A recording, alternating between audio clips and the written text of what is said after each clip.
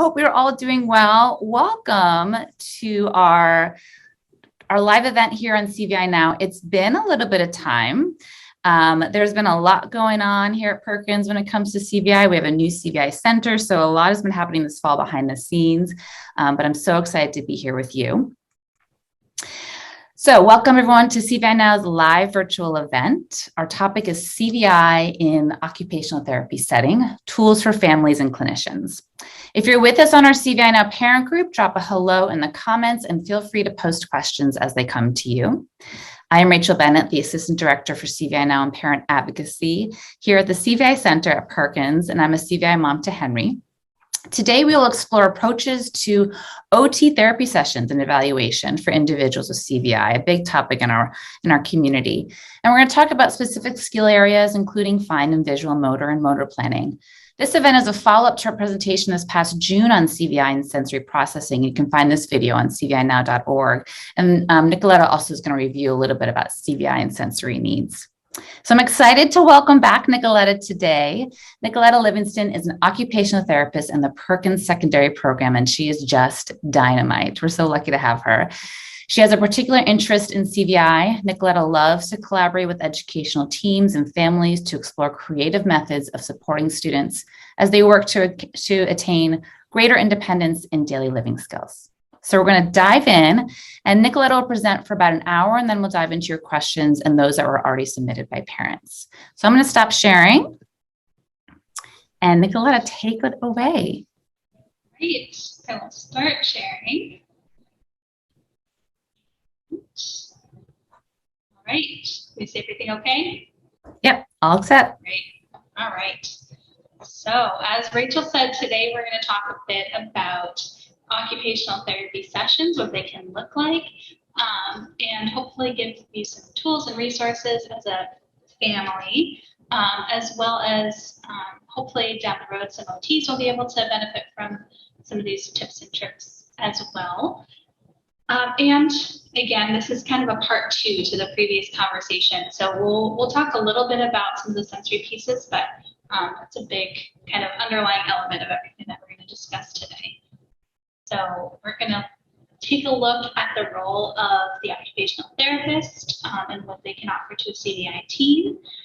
We'll talk about some specific skills and how they develop, and then also what they would look like in context and how OT intervention might take place to address some of those skills. And then we'll look at the evaluation process, the occupational therapy evaluation process for students with CVI, and talk a little bit about developing OT-related IEP goals and a functional IEP for your students. So starting with the role of the OT, we'll talk a little bit about what OT is, because I know that's a question that comes up a lot. Why an OT might be a team member in your child's team, and what the connection is between OT and CVI.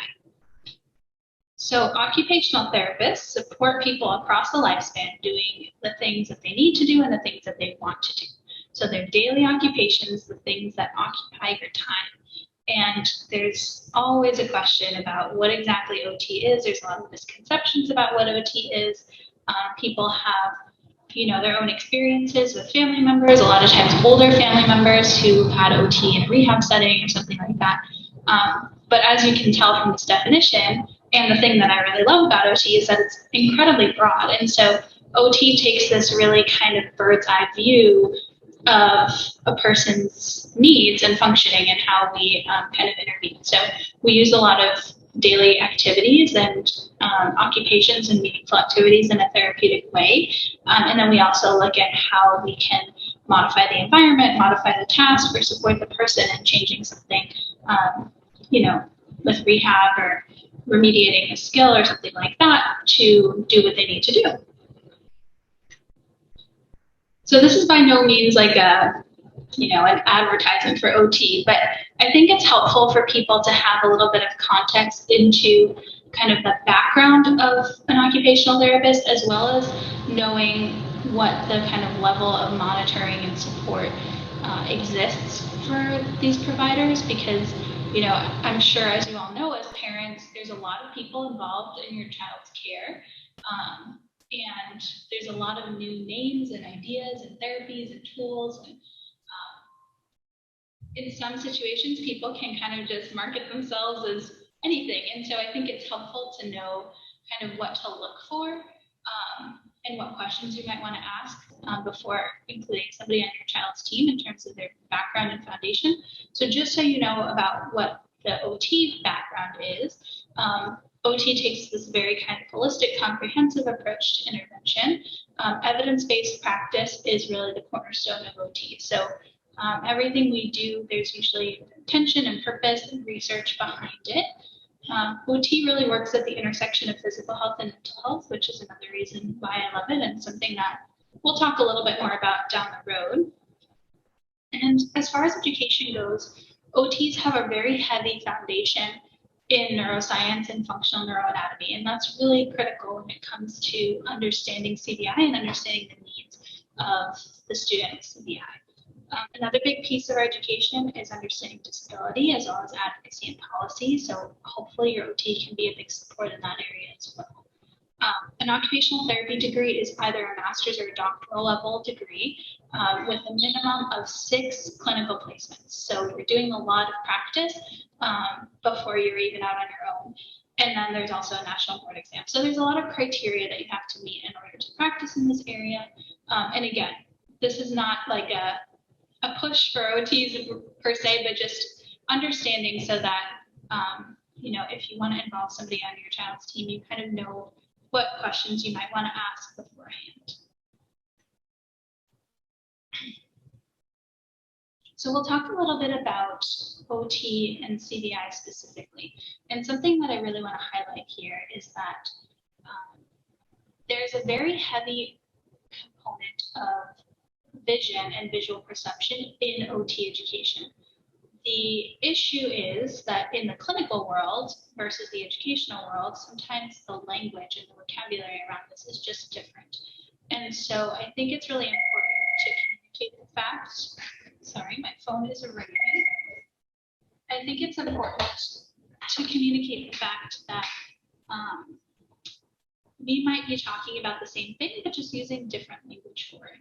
And so knowing that your child's therapist or you as an occupational therapist have the background and the foundation to support a student with CVI is really important, but we might just need to think about how we're communicating these things.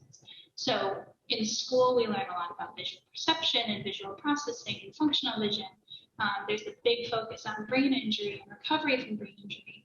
Ocular motor functions, vision therapy, environmental modification, of course, is a big piece of occupational therapy. Task analysis, assistive technology use, all these things. Just kind of scraping the surface, but there's, as you can see, there's this huge foundation of all of these skills that relates to CVI, although we might not necessarily be using that terminology. So again, it's helpful to have this kind of shared understanding and know that we're talking about the same things, even if the language is maybe a little bit different to start. So on the team, on the educational team, an OT can be a helpful resource. Hopefully they can be acting as an advocate for your child and looking at this big picture, really understanding the needs of your child from a visual standpoint, but also from a sensory standpoint and everything else that may be going on with them and how they're accessing their school day, accessing their environment, with that really kind of functional approach to intervention, to evaluation, and to really understanding the needs of the student. Collaboration is huge for OT because, as I said, there's this really kind of bird's eye view and this kind of umbrella perspective on our lens. And so, especially in the vision world, there's a lot of specialists that address different elements of a student's needs. So you have your O&M, you have your TBI, you have all these assistive technology specialists, you have all these people who are really kind of have niche areas that in other worlds, in the non-vision world, a lot of times OT is kind of covering that whole umbrella. So it's wonderful that we have all of those people who are really skilled and specialized in that area, and it just creates all this amazing opportunity for collaboration and working together as a team to kind of bring those perspectives together. And then that strong kind of neurological background and this understanding of the brain and how that impacts your child with CVI. So if it seems like your OT is not quite sure about CVI, or you're not really sure if they're really understanding the big picture, using some of that shared language to start around brain injury and visual perception and things like that can be a really helpful starting point to kind of get everybody on the same page before you move forward. So we're going to get into kind of the meat of what we're going to talk about today, which is the development of specific skills and their foundations, and how OT might address those specific areas in light of CVI. One caveat here is that there are so many little underlying elements to all of these skills. And so we're just really taking a very big picture look. There's a lot more to this, and we could do weeks worth of classes just on one element of one skill, talking about all the foundational pieces. So we're going to take a big picture look, and I hope that that is helpful and accessible for people. But just a little reminder that there's more to this than meets the eye and more than we can talk about in an hour. So we'll start here and see what questions come up. So in our previous conversation in the spring, we looked at this pyramid of learning and development. I apologize, it looks like the picture's a little bit fuzzy, but hopefully you can kind of see what this looks like. And so this is adapted from the ALERT program, which is actually a kind of social emotional learning program that was developed by occupational therapists. But this is kind of a layout of how we learn and develop skills. And so you see at the very top of the pyramid, you've got academic access and independent living is kind of those really high level skills. A lot of times the skills that we're working towards with our students. And sometimes we jump in right there and we say, we're going to target independent living skills. We're going to target fork use, for example, and we're just going to keep practicing with that fork until we figure it out. And as you can see, there's this whole cascade of skills beneath that that really informs and gives the person the ability to be able to access the skill at that high level. So it's all well and good to practice the fork, and of course that's important, and of course there's a time for just those motor-based learning opportunities. But unless we're looking at this whole picture underneath the surface, we might not be getting to the root of what the problem is. And so OTs have that lens of kind of peeling back the layers of the onion to get to the foundation. But I think really everybody who works in an educational setting and in a vision setting thinks this way. And I think it's a helpful reminder to just give ourselves that little visual of, okay, this is where we're targeting up here, but there's all these pieces that we also have to make sure are functioning properly. And if not, if something's off in some of these areas, then how are we going to intervene and support the student, either by modifying the task or modifying the environment or addressing something more internal. So as a reminder, there's never a one-size-fits-all approach with CVI. So again, we're taking a big picture look. We're going to look at a couple specific students, but again, remember that this is just one example, and there's a million other iterations of how this might look. So we're going to be talking about these really highly complex processes, and we're just going to take a little piece of it all for today. A quick review from our conversation in June, just about sensory processing, because this is a big foundational piece. And for those who were part of that previous conversation, you know that we did a whole lot of talking about what this all looks like and what this means. That's our school bell. And so there's a big element of sensory processing that underlies all of our day-to-day functioning, that this is especially prevalent and important for individuals with any kind of vision impairment. And I would say especially CVI, because you've got the whole sensory overload and CVI meltdown piece that comes into play. So just a quick review, when we talk about sensory processing, we're really talking about three different things. We're talking about registering sensory input, so noticing it, discrimination of sensory input, so being able to tell the difference between different types of sensory input, to know, for example, if you touch something hot, you know it's hot, not cold. discriminating between different types of input.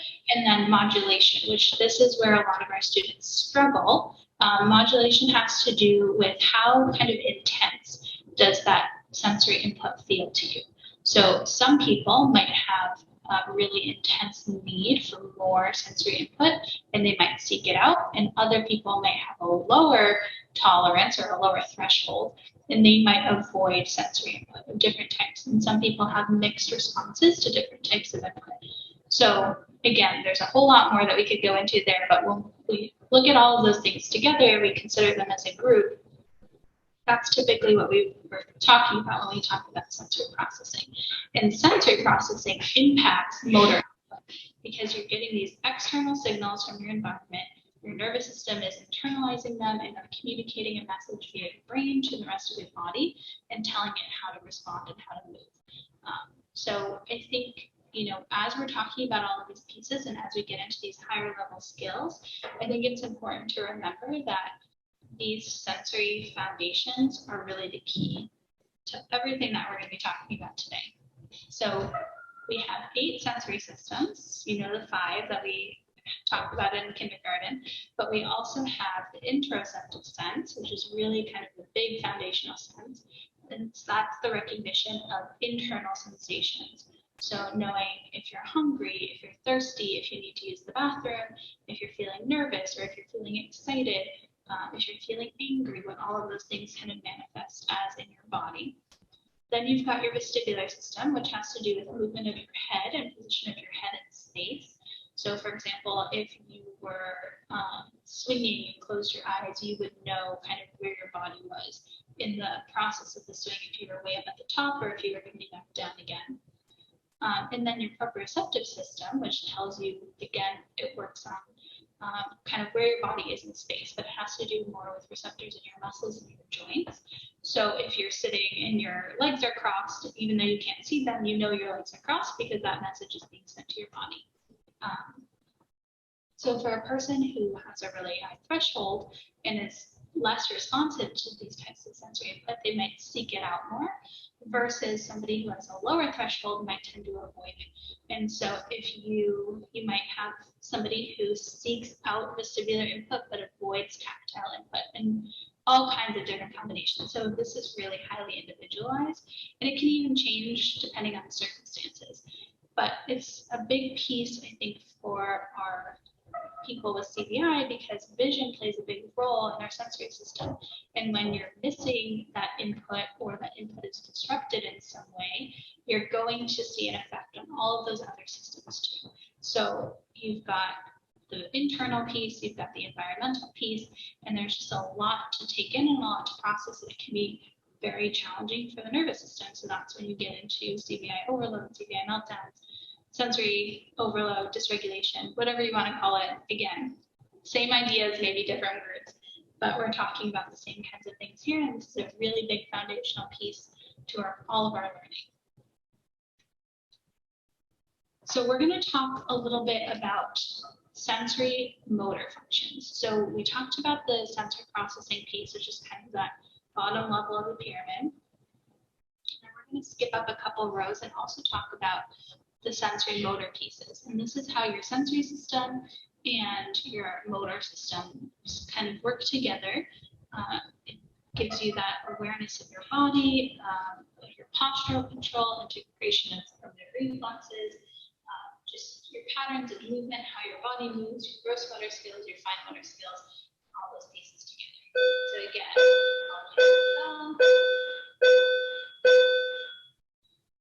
again, this is a very broad area that we're going to talk about, and we're just going to think about some big picture concepts here.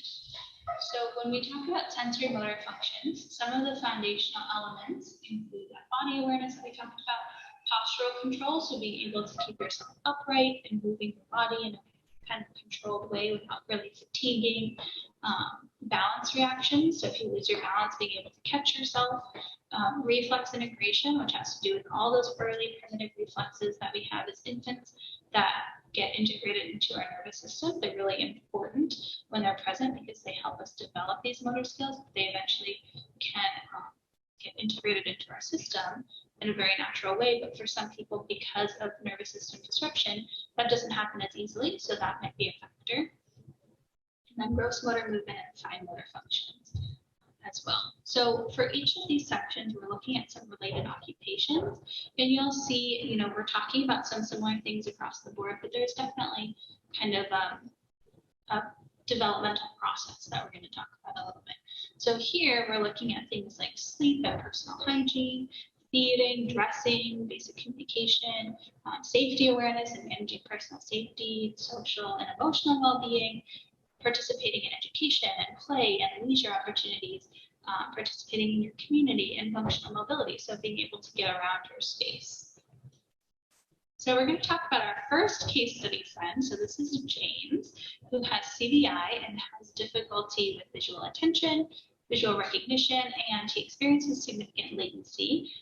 He's a very sensory motor kind of guy, and he's working on communication. He's working on increasing his participation in different self-care activities and just general curriculum access skills. And his OT sessions, but his whole school day, have a very heavy sensory motor focus because that's what works for him and that's what can be really regulating for him. So he utilizes tactile and proprioceptive activities. He uses a variety of oral motor tools for self-regulation. All of those things together really beneficial for him and helping maintain his self-regulation and sensory regulation across the day. He has a lot of visually adapted materials in his school day and around his environment, and there's a big emphasis on environmental modification for him, especially when it comes to lighting. That's a big support, but can also be a big distractor for him. And then he's working on, as far as communication goes, using more of a motor-based approach to communication rather than visually locating icons on his device. So he uses a lot of different switches and visually adapted switches that he can do things from a more auditory standpoint. So a couple of things that we'll look at here. He's got this sensory board that he uses, and this is can be a leisure activity. It can be something that he does for a self-regulatory activity.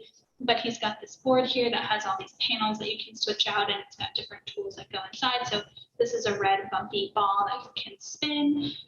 He's got one that's got light up spiky balls. He's got one with sensory brushes. So a whole bunch of different things that can go in there that he really enjoys, but is visually accessible to him. Here's a picture of him. He's doing some work on the mat, and these are opportunities for whole body movement. Sometimes working on some reflex integration skills and things like that. You can see here he's reaching and looking for one of those light up spiky balls that he really enjoys.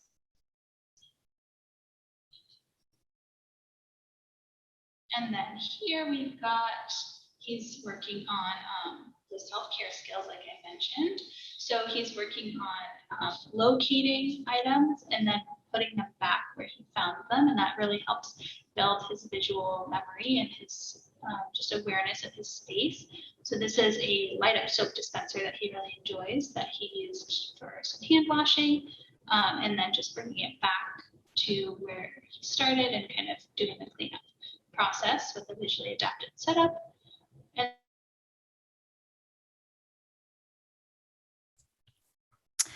Nikoletta, this is Rachel. It looks like you're breaking up and your screen is frozen. movement. Oh, Rachel, I heard you for a second. It looks like you're still frozen. Sorry to interrupt. That's okay. Can you hear me? We can hear you. Your video is just frozen. So. Oh no. Okay. That's okay. Well, let's see if it'll catch up. Okay, I'll check in. But a comment that said, I need this light up soap dispenser. So keep going. Thank you, Nikoletta. And yeah. Awesome.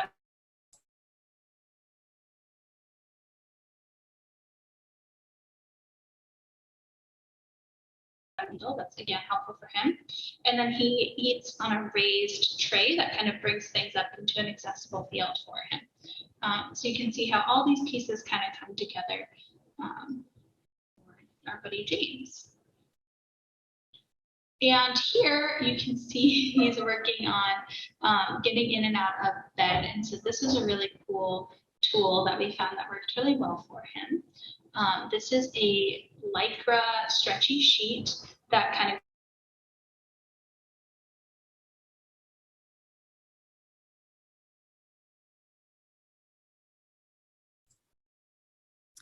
looks like we're having some connection issues with Nikoletta. We lost you at Lycra stretchy sheet. Oh, sorry, guys. It's okay. I don't know what's going on with the internet. Yeah. So this is a stretchy sheet that is really helpful in for this specific student and helping him feel very regulated and calm. And so it helps him fall asleep, but it also helps him stay asleep. And so one of the skills that we worked on when he first got it was learning how to get in and out of it independently, because if you've got something that's restricting movement in any way, you want to make sure that the person is independently able to get in and out if they ever needed to or felt uncomfortable for any reason. And so you can see here he's working on kind of that postural control, those writing reactions and balance, and the motor plan of kind of getting in and out of bed using this sensory tool. So light and movement is really important for him, helps guide his visual attention, a lot of functional opportunities for engagement. James is somebody who does well when he is doing things in context. So working on self-care, working on leader skills, whatever it is, in a very contextual kind of way. And then lots of opportunities to integrate sensory and motor processes together with whole body movement, working on different reflex patterns and movement patterns and things like that. So that is our first friend. And we'll move on to this next about visual perception. And so this is probably the biggest area where we can spend the most time because we have so much going on here, especially for individuals with CVI. So we're going to just talk about a couple pieces of this, but again, big section, big opportunity for conversation. We're just going to kind of touch on a few big ideas. So we'll talk about visual perception. We'll talk about visual spatial awareness, spatial memory, things like that. Visual memory, visual motor integration, and motor planning. So some of those related occupations that we'll talk about are personal hygiene and grooming, feeding, meal preparation skills, dressing, community mobility, and functional mobility. We had some technical difficulties, but we got back on track. Hey everyone, we're back. I got Nikoletta here with me. Hello. We're gonna get this party going again. Thanks for sticking with us. I'm gonna get Nikoletta's presentation up. We'll start here. Thanks for your patience, everyone. Let's let it catch up here. Okay, so Sam is our student with CVI and the person that we'll talk about for the kind of visual perceptual piece of everything. But again, this is just one element of a piece of everything for this particular student. So this is a student who has some difficulty with visual fatigue, with visual spatial processing, and with visual motor integration. So he uses his visual perceptual skills really effectively, and he's somebody that may not always look like he's got anything visual going on until he's experiencing fatigue or he's distracted or dysregulated in some way, and then it becomes much more difficult for him to use his vision effectively. So he's working on handwriting and typing, and he's learning to implement modifications with a little bit more independence. So he uses a variety of sensory-based tools for self-regulation, which, again, because we're starting at the bottom of the pyramid, working our way up, that's still an important piece for him. He has a very heavy emphasis on color highlighting, which is a strategy that he kind of figured out on his own and works really well for him, and he uses it with a lot of independence. He benefits from a motor learning approach to new skills. So rather than learning by trial and error, he does really well with a consistent kind of motor plan and learning that system really well. And then he uses some higher level executive functioning strategies as well to see how things are going for him, to kind of check back. And we'll talk more about that in the next section. So here you can see Sam in OT. This was a day that he was kind of experimenting. We were working on finding a setup of some paper that was working for him for a particular class. So you can see him sitting here. He's got this TheraBand across the bottom of his chair, which he uses for some sensory regulation. We experiment with different seating. We experimented with different types of paper and color and highlighting, slant boards, using the trifold divider, not having anything, and just kind of trial and error to see what works best for him. So here you can see this is the table of contents for his math binder, which is, this is what works for him. Again, for some people, this might be too visually complex, but this is what's effective for him. It's the dark lined wide paper with yellow highlighting every other line. And so he uses this to document his math notes and then a sticky for each section so he can go back and find what he needs. And then here you can see Sam working on some more motor planning and spatial kind of processes. So he's working on the postural control and the core strength pieces of all his ocular motor functions, because we know those things are connected and how that impacts his visual perception. And so having those appropriate kind of visual and postural supports make a big difference for him and how he's able to use his vision really effectively. So we work on different methods for handwriting access. We worked on these postural supports, the spatial reasoning, visual spatial memory, adapting his digital work in a way that works for him, and then these motor planning types of activities. One thing I wanted to just note with regard to handwriting specifically is that it's this very complex skill. And I think something people can get easily kind of caught up on, because it's one of those things that I think we think of as, oh, we have to learn this by a certain age or a certain milestone that somebody has to master kind of handwriting. And there's a lot that goes into it. I think it requires a lot of integration of these really high level skills. And so you've got the sensory registration and modulation piece, that very base foundation of the pyramid, moving up into those postural control functions, ocular motor control, force modulation, so knowing how hard to kind of hold on to something, not just kind of resting the pen or pencil loosely in your hand, but knowing how to grip it without gripping it so tightly that you're fatiguing your hand. Fine motor function, so the positioning, the visual motor integration, so knowing how to communicate from your brain to your hand, how to move and position your hand to actually form letters, how to space them out properly, how to space words out properly, how to plan and initiate and think about what you're going to write before you do it, how to organize your thoughts. So there's a lot that goes into this. And I will just say that handwriting isn't for everybody, and that's okay, because we have a million of other tools that can work really well. And so it's not something to worry too much about if it's not working, because first of all, we want to make sure we're hitting all of these underlying elements, but also if it's not effective, then we can try something different. So now we'll move into this next section of executive functioning and self-regulation, which is kind of that upper level of the pyramid. These are skills that naturally develop in the teenage, young adult years, and something that we can help support for our learners with CVI. So some of these foundational elements include volition, initiation and planning, attention and problem solving, general organization, functional memory, expressive communication, general mental health, which I think is a big piece of the puzzle for a lot of people, and then this integration of higher level skills. And so you'll see when we talk about related occupations, we're kind of taking the next step in independence. So personal hygiene, self-care from a physical and emotional standpoint, meal preparation, nutrition, financial management, home management, safety management, managing personal health and symptoms, sleep and rest, educational engagement, employment, community, and family and peer relationships. So there's a lot that goes on here. So our next student that we'll talk about is Marina, another student with CVI who has difficulty with visual novelty, visual motor integration, and visual fatigue. And so this is a student who accesses materials at the functional academic level.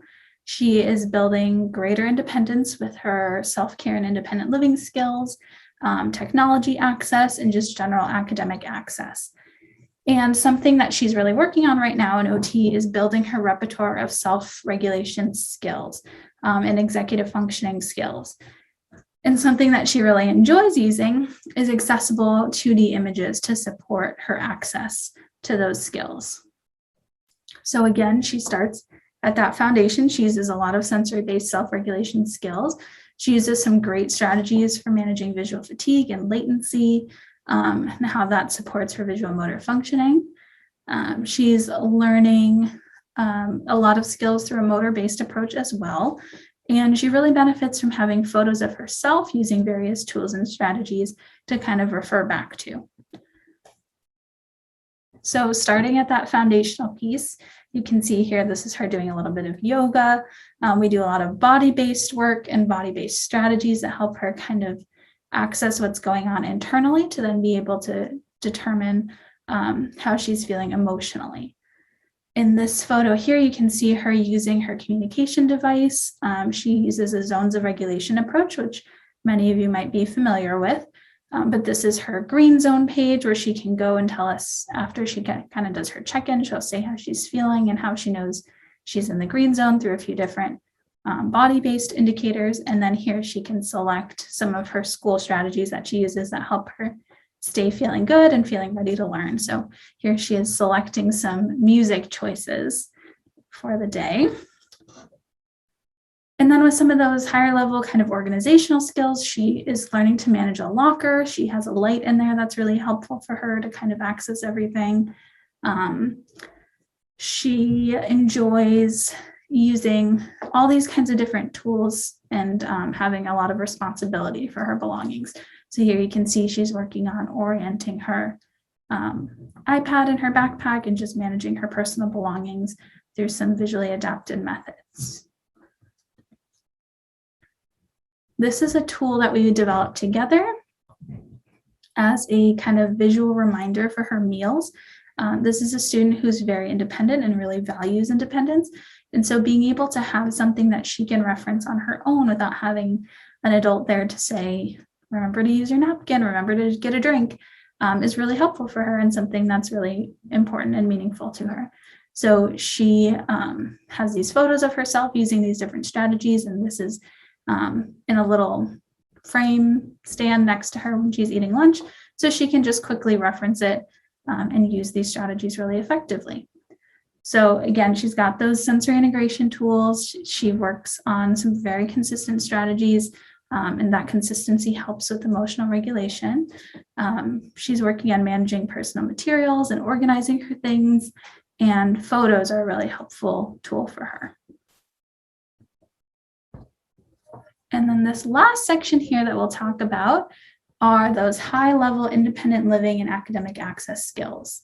So again, very broad concepts, but we'll talk a little bit about them here. So when we're talking about these higher level skills, some of the elements include, again, the integration of all the foundational pieces, effective executive functioning, having self-awareness and the ability to self-reflect, I think, is a big piece of this. Understanding the different kind of functional areas that are involved in the skill that you're doing. So if you're talking about independent living, knowing what is involved in managing a home, for example. Recognizing and effectively using different forms of personally meaningful and accessible assistive technology. And just having insight into your personal needs and your accommodations that work for you and how to communicate that to others. So these types of related occupations might highlight personal care, meal preparation and nutrition, financial management, the home management piece, which comes with safety and medications and health management, higher level communication skills, managing physical and mental health, formal education, employment, leisure, community engagement, peer relationships, and things like that. So our last case study we'll talk about is our student Alicia, who also has CVI and experiences difficulty with visual fatigue and visual motor integration. So this is an academic student. She hopes to live independently one day. And she's working on developing the skills to kind of manage her own space, her independence, organizing her environment, managing her technology, accessing her kitchen, paying bills, things like that. So there's a big focus on the kind of ongoing integration of her previously learned skills in these areas. She really heavily utilizes color coding, again, a strategy that she kind of identified for herself, similar to our other student. And she uses a lot of tactile tools for opportunities when vision use is going to be too fatiguing, and she benefits more from having that quick tactile access. So, for example, in the kitchen, she utilizes a lot of tactile labeling. Consistent organizational systems are really critical for her, and she has developed a lot of great tools for communicating her needs to other kind of important people in her life. So here you can see some examples in her room. She's got a bin with sweatshirts. This photo is helpful for her to kind of access. She has different containers that have different items with photos to kind of distinguish them. These are all her tank tops kind of separated by little divisions, and this again works for her. It might be too complex for other people, but this is what works for her.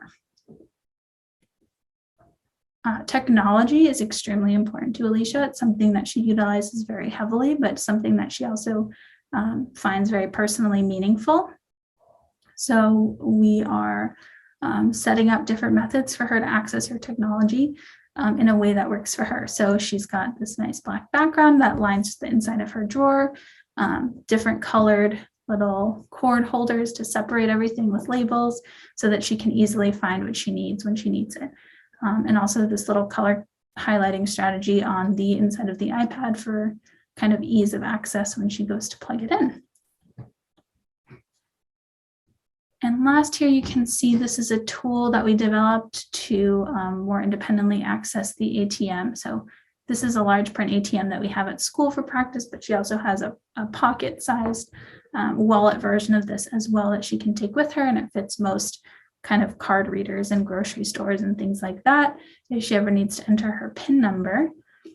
So we work on a lot of accessibility and kind of implementing strategies that work for her and taking on a more independent level of engagement in those types of things. So the financial management, the technology, her home environment, and how to share that information with other people.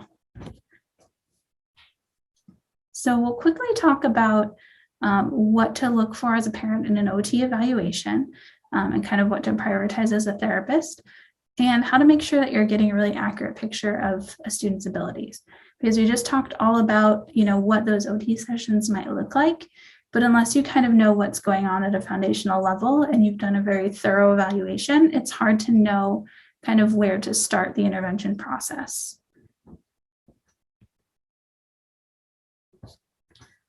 So a couple things to think about as a parent if you're taking your child to an evaluation, whether it's an outpatient evaluation or something through the school. Some things that are helpful for your therapist to know are what brought you there and what are you hoping to learn? What kind of information are you hoping to gain from this evaluation that you think is going to help your child? What can you share about your child's ocular visual needs? And what can you share about their CVI? So having this kind of background about lighting or fatigue or color or distractibility or sensory overload can all play a really big role in how the therapist is then going to assess your child. Is there anything that you can bring? Anything that's familiar? Are you able to spend time with the evaluating clinician before or after the assessment? Are you able to observe at a distance? Do they prefer that you not observe? All those types of things are helpful to kind of lay out beforehand.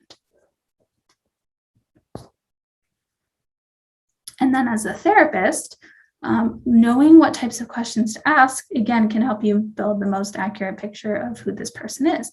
So asking the right questions beforehand, if you have a screener that you send home, that can be helpful to refer to before you start the process, and it might bring up some questions that you want to clarify first.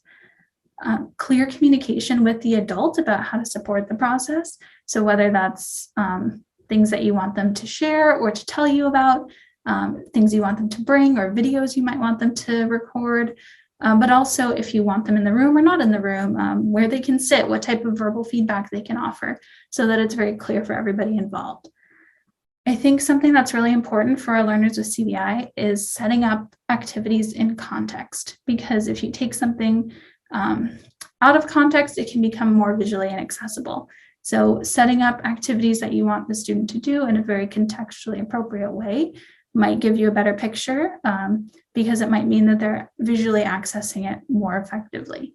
So using those familiar materials, having that conversation with the family beforehand about what might be beneficial to use in your evaluation process, and then accommodating for any visual needs. So having that information beforehand is really helpful, but of course, as a therapist, you're continuously kind of evaluating the process and thinking about how you might modify the task or the environment to support whatever it is that you're seeing. And then, of course, recognizing the role of visual fatigue, which we know is huge for our learners with CVI, and making sure that we are considering that and not just taking what we see at face value, because there might be more to it than that. So in order to make sure that we're really building an authentic image of the student that we are assessing, we want to make sure that we are doing everything we can to get a really true picture. So if it's possible, we might want to attempt the same kind of task in different settings to see if that changes anything. We might want to do the evaluation in multiple parts, because we might see different things on different days, if that's a possibility. Videos from home or school can be really beneficial, because they might give you a more authentic picture of what the student looks like in the natural environment. And then asking the family or the accompanying adults if this was typical. What did they observe that might have been out of the ordinary? What did they see that was unusual or different or very consistent with how their child usually presents? So to kind of wrap things up here as the big picture overview, CVI can be very, very complicated, as we all know.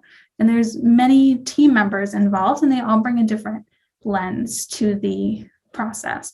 But I think an OT can play a really unique role in the CVI team by taking this kind of bird's eye view and approach to the needs of the student. We know that these skills that we're talking about are incredibly complex and incredibly interconnected, and they all really build upon each other. So we can't ever isolate anything without looking at what's happening around it.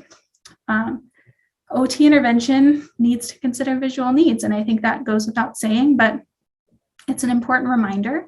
And if you're not encountering that in your child's settings, it's an important thing to address.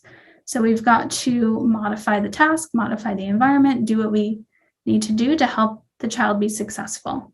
And when it comes to the evaluation procedures, it's equally as important to make those modifications so that we're getting a really clear picture of the student and know that what we are seeing is authentic, and then we can take it from there in terms of how we want to start the intervention process. So that is our big overview of all these big topics today. There's some references here if anybody would like to take a closer look. And I think we are good for questions. Hey, hello. Thank you, Nikoletta. Of course. Let's see, I have questions Do you want from, how can sit we, here? no, you stay there. Okay. And this is just, relaxed, fun There you conversation go. that we're having today. It's really good to be in the same space with I you, though. know. So let me just go find some of the questions. Yeah. Let's start with some questions that were submitted earlier. Mhm. And then we'll go to the questions related. So talking about a sensory diet, Mhm. how do we convince the school-based OT to incorporate a sensory diet into the day? Okay. So this is tricky because a sensory diet, for those who don't know, is a scheduled kind of program of specific sensory tools and strategies that are utilized at a very consistent time and in a consistent way throughout the person's day to help them stay comfortable and regulated.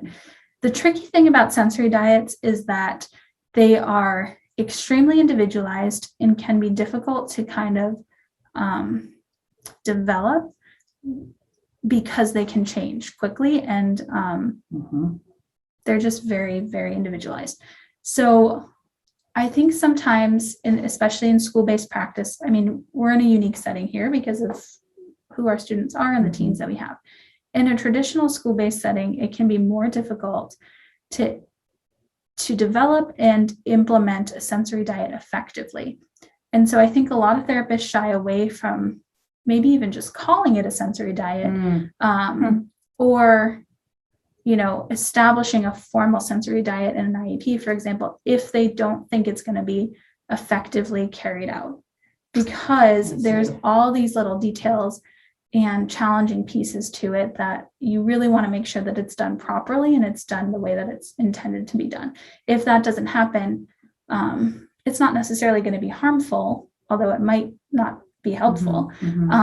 So it can just be really tricky. So rather than calling it a sensory diet, it might be helpful to talk about sensory strategies or a menu of sensory activities. And you can even distinguish between activities that are typically calming versus typically alerting and give that out as a resource for people. If you have a para that's working directly with the student, it can be helpful to really do a lot of education and training with them so that they can help kind of implement those things in the appropriate context. But I can understand why it might be challenging to have that conversation in a traditional public school setting. But again, you want to advocate for your child's needs. And if they need the sensory supports, there's a way to do it. You just have to find out what that is going to look like.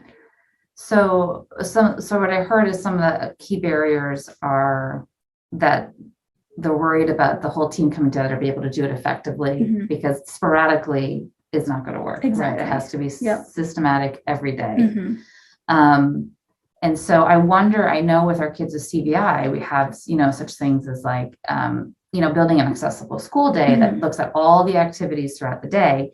And we constantly talk about proactive breaks, right? To reduce visual fatigue. I wonder if the sensory pieces can be added in there. Like maybe they have, just some movement time or some time even if there's not a sensory room in school, because I know in past the schools that Henry was in, there was no sensory room and you just you have to force the team to be creative, just to be able to find some space for your kids. Yeah. So, but I think sensory diets and CVI schedules work beautifully together because you can just integrate it. But again, maybe you're not calling it a sensory diet, but you're calling it sensory strategies or sensory tools or whatever, and building that into the schedule for sure. The language we use. Yes. It's helpful. It's really helpful. So there's a parent who really liked the examples for James. How would you work in the type of self-care you show with James in and out of bed in a school setting? Or do you stick to the hand washing, toileting, etc., things done in a typical stu day, or does it fit under ECC? So we're in a unique setting because we're a residential school. So we have access to those environments. However, the expanded core curriculum incorporates all of those things. Right. And so there can be some gray area in a public school setting, of course, but ultimately that's what your child is entitled to. Yeah. And so it's important to make sure that they're getting the services that they need. And maybe you're not able to, do it in exactly the way that you might do it at home, but you can create opportunities and kind of simulate the environment in different ways to work on the foundational skills and the pieces of it that are needed to do those things. Okay. When you showed the example of teaching James to get out of situations on his own, I never even thought about that as a need for my son, Henry. Like it's true, if he's under, he has a weighted blanket or if he's under, something falls on him, does he know how to get himself? Right. That's a really important safety. Foundational piece of all this. Because you got to make sure that people feel safe and comfortable. That's incredible. That was such a great example. And somebody loved the soap. Yes, so where did you get that? I got it on Amazon a few years ago, but I'll see if I can get you the link. We'll find it. Yeah. Okay. Something about, reverse walking. So reverse walker use. My son started using a reverse walker. He has CP along with CVI. The problem is that while he walks, he looks down, Yep. and that throws off his posture. Mhm. This is totally a result of his vision. Do you have any advice on how to work on it? So the first thing I would say is this is a great opportunity for collaboration with the physical therapist. Mhm. And I know here Yeah. we work very closely together, PT and OT, when it comes to movement and walking. And that's something that a lot of our students struggle with for similar reasons. I think, part of it is very much environmental and making sure that the environment is suitable and appropriate for the kind of movement that this person is doing. So a posterior walker goes behind you and you hold on, and it's like kind of trailing behind you and gives you a little bit of stability, but there's nothing in front of you. So you might kind of feel like you're going into the void a little bit without knowing what's happening in front of you. So that's where you need to think about your environment. And are there a lot of people in the hallway? What's the lighting situation like? Is there glare? Is there a lot of stuff on the walls? All those other factors that we think about with our students with CVI, and just thinking about how can we modify or change this environment in a way that works for the person. So maybe that means going to a different area of the school or choosing a different time of day to do some very specific practice opportunities. And then, it's this fine line with any skill where when you're doing the skill in a contextual setting, so getting from one class to another, it's not necessarily always the time to get into the nitty-gritty of the practice elements and working on the pieces that are challenging. So that might be a time for a little extra support or accommodation, and then choosing a separate time to work on the skill and the challenging pieces a little bit more directly, if that makes sense.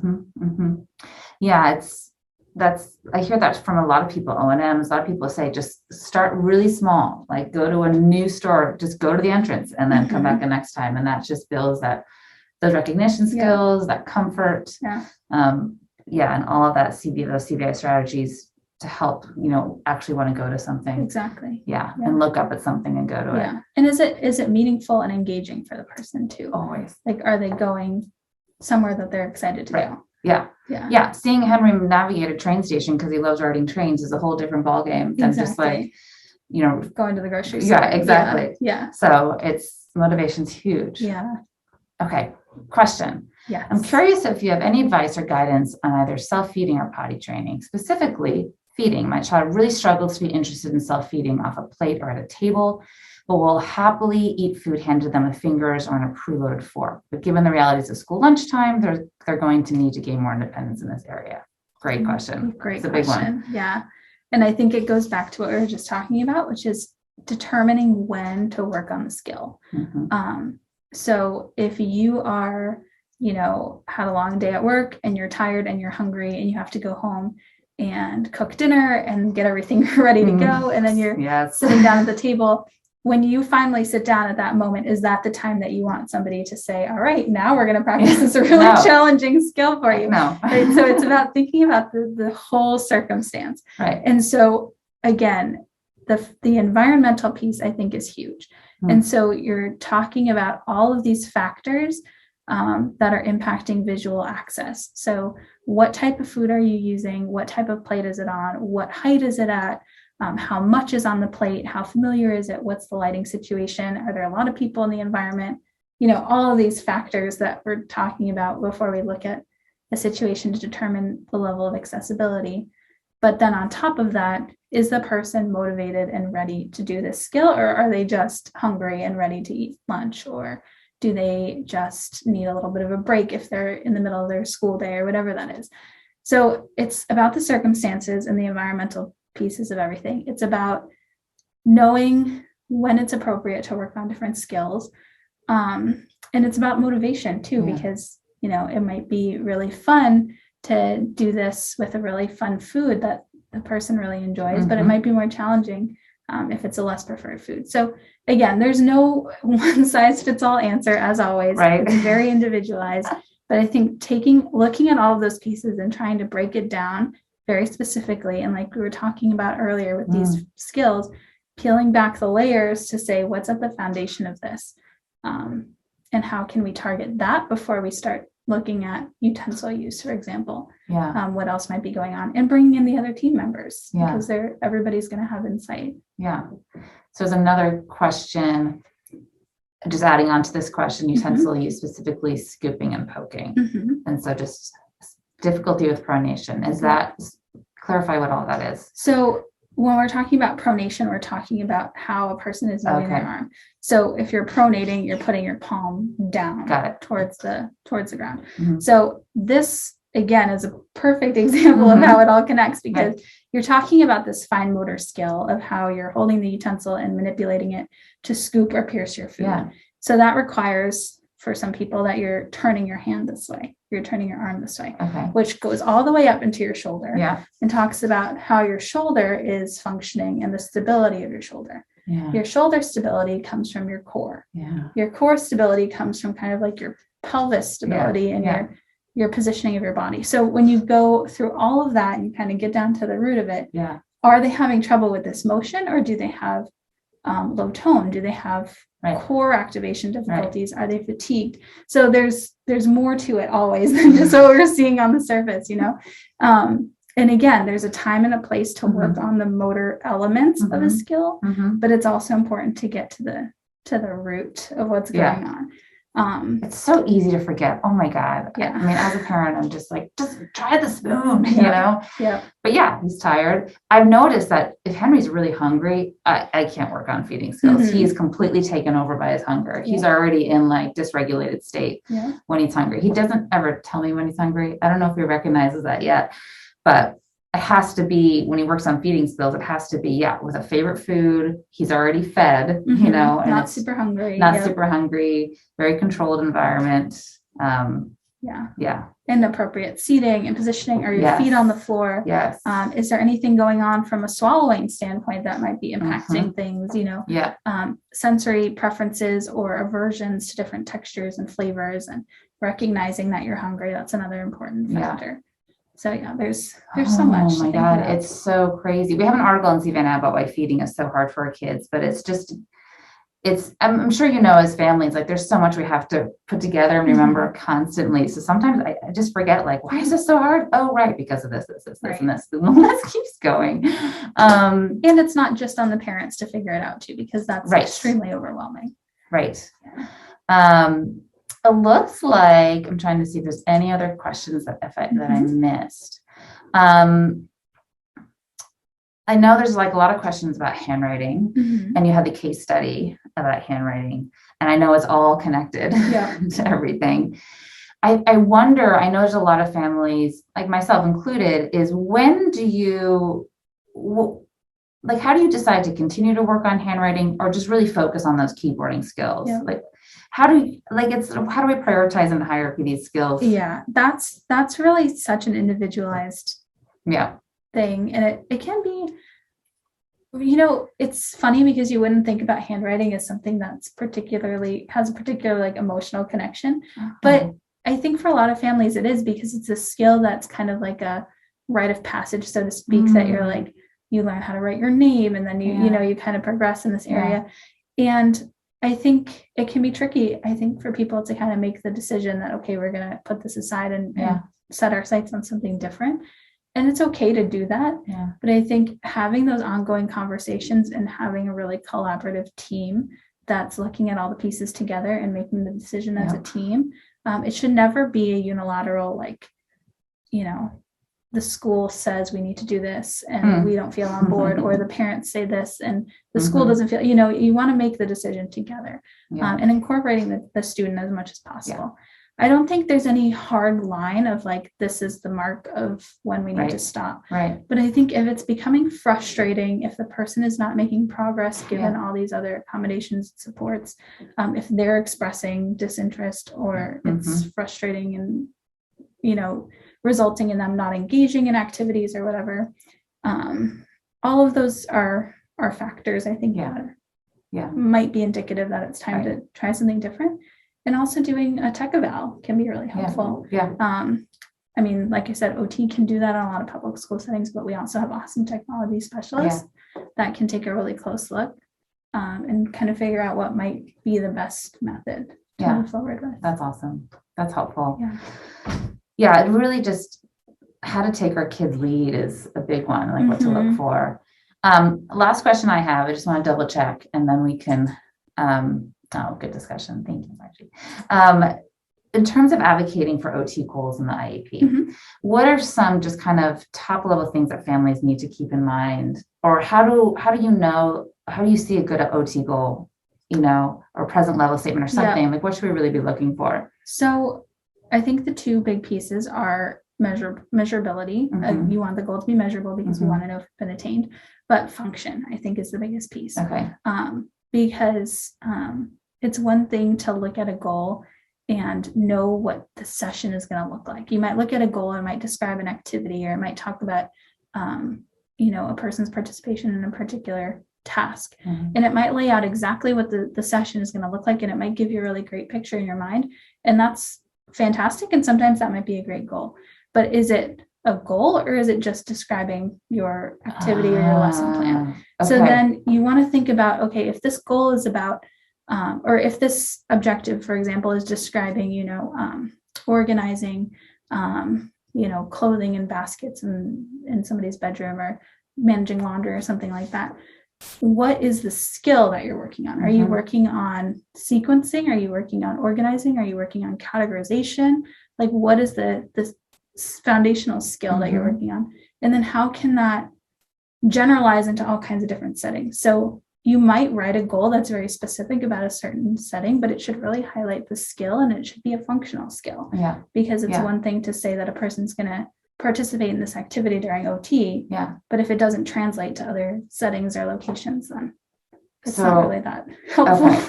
So what I hear is that the goal shouldn't just be a description of service. It needs to be actually discuss the skill and the function of the skill. And the skill needs to be able to be applied to other areas. Yeah. And I mean, that's not a hard line. I would say sometimes you're working on something that's very specific, and that's okay too. Yeah. But yeah, I think in general, you want something that you can look at that and you can say, I can see how this could be useful in other settings of my child's life, or how this might help my child progress to the next level of independence. And of course, measurable, so that OT can continuously track data. Data. Yeah, it's all about the data. It is all about the data.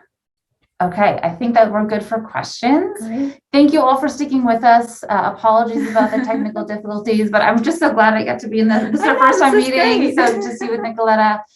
This will be recorded, and thank you so much. Have a wonderful day. Thank you.